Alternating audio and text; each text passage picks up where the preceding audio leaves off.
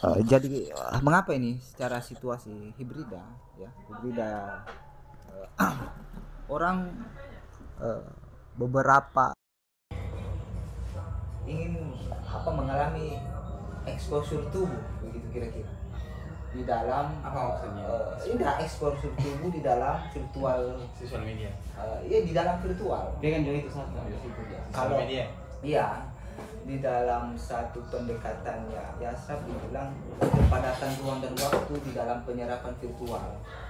Nah itu bagi subjek itu kenapa secara diagnosis ya secara diagnosis ya menurut teman-teman bagaimana, tapi kan dalam situasi ini kan lebih banyak terpapar oleh pendekatannya sekarang itu disebut ekonomi libido, dan ini banyak Masyarakat konsumer. ya dan ini banyak menjadi satu komoditi di mana lebih banyak perempuan menjadi apakah sadar atau tidak ya dia menjadi satu peran dan mungkin sekaligus korban, dan ya laki-laki juga ada, dan ini kita perlu diagnosis ini bagaimana ini situasinya, bagaimana menurut Sebenarnya ini sudah dibahas juga oleh Hegel 200 tahun yang lalu. Dia namakan itu sebagai satu sublasi. Dinamakan itu sebagai satu sublasi ya sublasi. Jadi sadar atau tidak sadar, seluruh orang yang menggunakan dunia virtual itu atau yang berada dalam dunia virtual itu secara tidak sadar ya dia sudah dalam satu sistem yang namanya sublasi. Karena pertama pada saat misalnya contohnya pada saat fenomena klarifikasi banyak kan begitu ya, saya mau mohon maaf atas segala kelakuan dia sosial media, ini disebutnya sebagai satu dialektika itu, dan itu sebenarnya hal-hal yang wajar saja yang terjadi dalam sosial media, dan itu sudah dipikirkan oleh Hegel. Pada saat ada netizen yang mendukung, ada pula yang menolak kontur, sehingga hadirlah kritik dan empati war. Maaf saya potong dikit, sublasi ini apakah sama dengan simulakra atau simulakra yang dibentuk di dalam pendekatan Baudrillard? Baudrillard. Iya, Baudrillard. Saya begini, mungkin pendekatannya berbeda ya. Cuma kalau Hegel melihatkan itu memakai teorinya dia kan dialektika. Nah, apa yang terjadi dialektika pada subjek sehingga dikatakan dia sublasi itu sebenarnya? Apa yang ingin dicapai oleh subjek itu?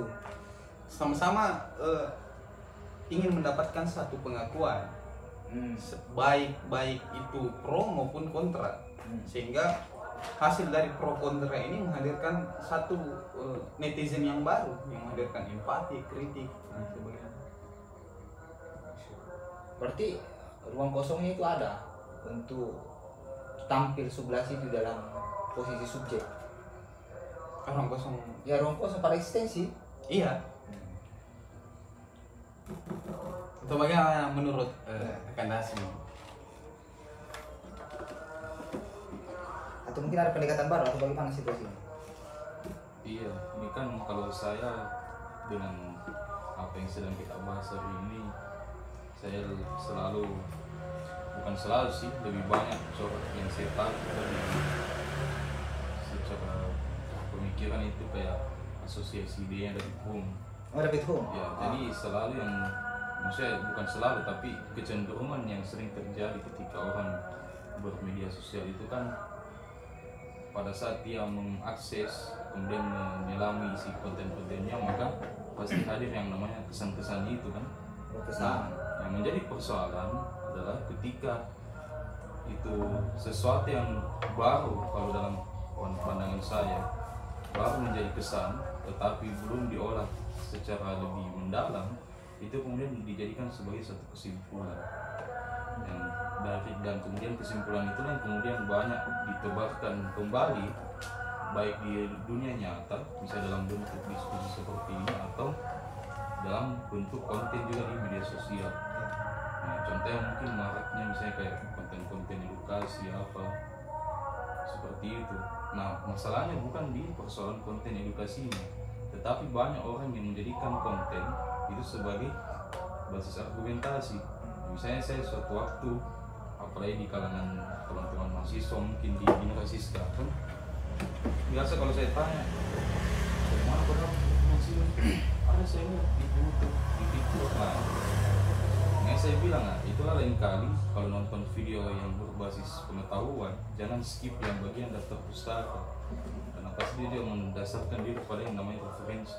Ya. Seperti itu. Oke, lepas dari dua tadi kan, satu sisi subjek dan satu sisi konten ya. Ya. Nah, jadi Sublasi tadi membahas bagaimana subjek itu mengeksposur dirinya, sementara Hasbi tadi membahas tentang bagaimana konten yang dilihat oleh subjek. Ya. Nah, ini kan yang dibilang Frilio sebagai satu kepadatan ruang. Jadi di dalam itu tadi Sublasi juga dan Sublasi dan konten itu terjadi pemadatan ruang. Jadi ruang itu bukan lagi dilihat di dalam realitas, tapi dia terserap di dalam pemadatan virtual. Jadi semua orang ingin cepat.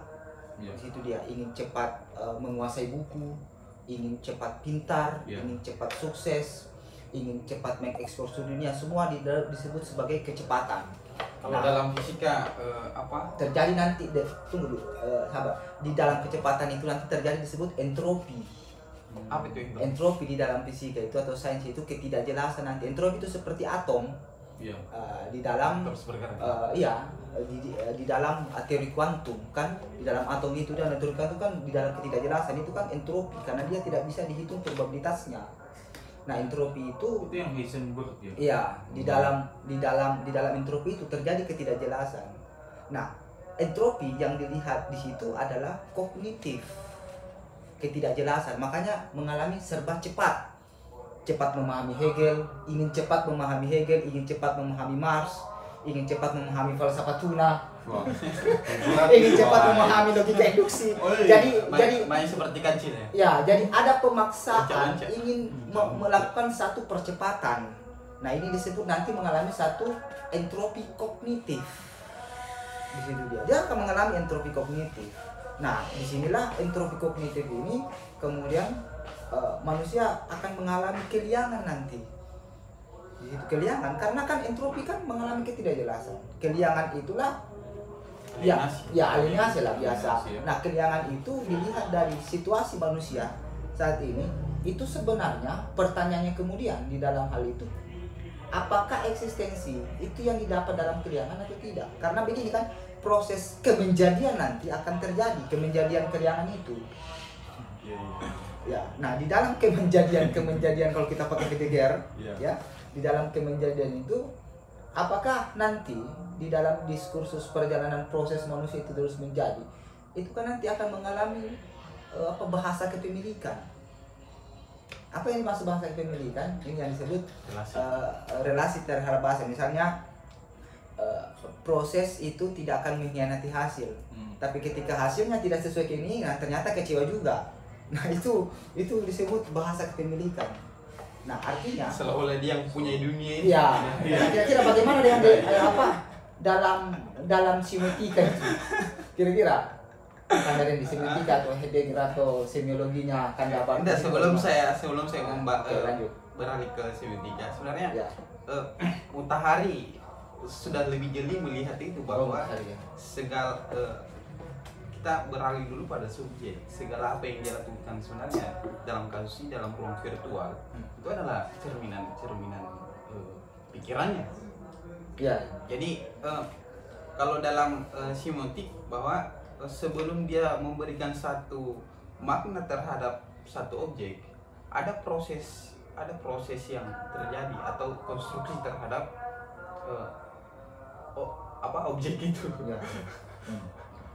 Sehingga adalah relasi antara subjek dan objek untuk memberikan makna terhadap sesuatu itu, menyimpulkan terhadap sesuatu itu. Ya, keterlibatan pengalaman pribadi, sejarah, bentukan lingkungan. Nah, cuma kan lebih khusus di sini bagaimana cara berpikir kita dibentuk oleh ruang virtual itu. Sehingga itulah yang menjadi kesimpulan dari fenomena itu, bahwa segala sesuatu yang ia ciptakan dalam ruang virtual itu yang merupakan cerminan pikirannya. Nah itu yang sebenarnya harus kita telisik lebih mendalam lagi. Karena pertama ya tidak mungkin kan orang baru lahir langsung nonton TikTok. Bisa jadi. Iya. Iya bisa. Iya, itu cocok nih. Berarti masih ada harapan untuk menjeda itu, bahwa pikiran kita itu tidak selamanya dikonstruksi oleh Media sosial. ruang virtual itu. Karena pertama kalau kita melihat fenomena untuk sementara ini berasalkan dari ruang virtual, nilainya juga di ruang virtual, atau pikiran kita dibantu oleh sosial media, nilainya juga akan terletak pada situ. Jadi tidak ada, kalau kita melihat, tidak ada lagi ruang untuk hidup bersosial. Mungkin seperti itu. Ya itu juga karena kalau kita melihat nanti terjadi peleburan antara subjek dan objek, itu disebut sublasi anti entropi. Nggak ada lagi subjek dan objek, terjadi peleburan. Nah situasi itu bagaimana tanggapan dari seorang pakar sejarah Ya, Hasbi Mutahari? kalau dari sisi historis ya, saya Saya ke tadi- belakang dulu ya, sebentar. Saya tadi cukup menyoroti pada saat di penjelasan tentang percepatan itu ya, Iya. sehingga di balik semua muara suatu konsekuensi logis yang pada akhirnya terjadi adalah orang semua ingin berlomba-lomba cepat, ingin menguasai apapun, termasuk itu nih cepat membangun karir apa. Nah, padahal kan kalau kita lihat kembali dalam sejarahnya, yang saya maksud dalam sejarah ini adalah sejarah suatu masa di mana ketika ruang-ruang virtual ini belum ada ya, di mana informasi kita cuma bisa dapat lewat misalnya buku. Itu orang butuh proses yang sangat panjang untuk istilahnya untuk menjadi pakar katakanlah di satu bidang keilmuan. Nah, sementara di zaman sekarang itu kayak sudah ya mungkin tadi istilahnya bahwa terjadi semacam peleburan ya. Artinya entahlah apakah dia ini yang terjadi semacam kebingungan dia mau kemana. Makanya pertanyaannya kan kalau terkait dengan persoalan percepatan instan ini kan saya sering bertanya bahwa jangan sampai yang dinamakan misalnya tujuan hidup juga itu ternyata selama ini copy paste. Ya. Mungkin kita sering melihat misalnya, ada orang top pengusaha sukses, tujuan pengusaha, ada orang sukses orang Tadi kan berkait tentang percepatan atau istilah Friedel ini disebut bromologi. Ya, itu disebut percepatan. Jadi tidak ada lagi waktu senggang. Semua waktu ruang itu terjadi peleburan di dalam percepatan, disebut bromologi dalam Friedel. Nah, sehingga kepadatan itu antara subjek dan objek terjadi peleburan. Nah, di dalam peleburan subjek itu nanti terjadi entropi itu. Nah, di dalam entropi itu subjek manusia karena dia dikendalikan atau dihegemoni oleh kecepatan, maka dia dikendalikan apa yang disebut sebagai mimesis. Kalau istilahnya tuh mimesis namanya. Kalau istilah mimesis. Nah, mimesis ini kan seperti mirip dengan bagaimana relasi kuasa Foucault, tapi kan kita tidak ke situ. Jadi bagaimana kita dikendalikan oleh mimesis ini di dalam kognitif kita. Jadi sebenarnya dikendalikan kita dalam kognitif itulah kita melakukan satu apa yang disebut sebagai percepatan. Jadi tindakan kita semua itu adalah mimesis. Serba cepat. Jadi makanya produksi benda-benda itu kenapa?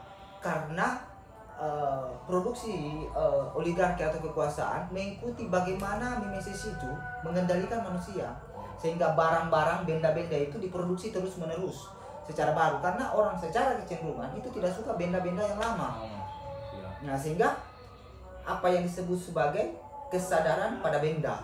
Jadi eksistensi manusia itu tergantung apa benda yang kemudian menjadi mimesisnya. Misalnya Menteri lama keluar iPhone 15. Ya, miriplah HP, kendaraan dan lain-lain, semua mulai dari ujung rambut sampai fashion dan lain-lain. Nah, jadi semua itu dikendalikan oleh mimesis. Nah, itu juga sudah sejak lama dikritik oleh Derrida. Iya. Dia bilang Derrida aja. segala teks yang kau anggap mempunyai satu makna yang sebenarnya itu sebenarnya hal-hal yang rapuh. Misal ya, ini dalam fenomena asmara. Ya, asmara. Ya, saya suka yang gini-gini. Pada saat pacar, Iya. pada saat pacarmu menyampaikan Pacar itu apa sih? Daun. atau